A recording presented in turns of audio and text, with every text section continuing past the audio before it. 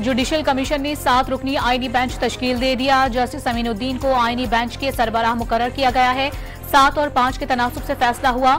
Chief justice Yahya Afridi, justice Mansoor Ali Shah, justice Muneeb, Umar Ayub और शिबली फराज की जानिब से मुखालिफत। बिलावल भुट्टो हुकूमत से नाराज, बतौर एहतजाज गुज़िश्ता हफ्ते जुडिशल कमीशन से अपना नाम वापस ले लिया। वतन वापसी पर सेंट्रल एग्जीक्यूटिव कमेटी के इजलास में अहम फैसले करेंगे। तहरीक इंसाफ के रहनुमा असद कैसर मौलाना फजलुर रहमान की रिहाइश गाह पर पहुंच गए। सियासी सूरत हाल पर तबादला ख्याल होगा। विफाकी काबीना ने हज पॉलिसी की मंजूरी दे दी। सरकारी हज स्कीम का पैकेज 10,65,000 से 10,75,000 के दरमियान मुकर्रर।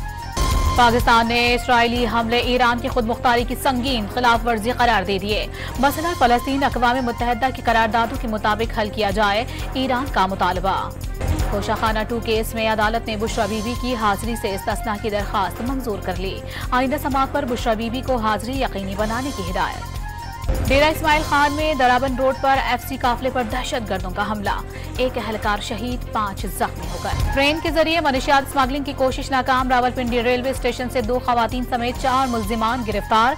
46 किलो से जायद चर्स बरामद। और अमेरिका में सदारती इंतखाबात के लिए वोटिंग जारी। वाशिंगटन DC, पेंसिल्वेनिया, जॉर्जिया समेत मजीद 15 रियासतों में भी पोलिंग का वक्त शुरू।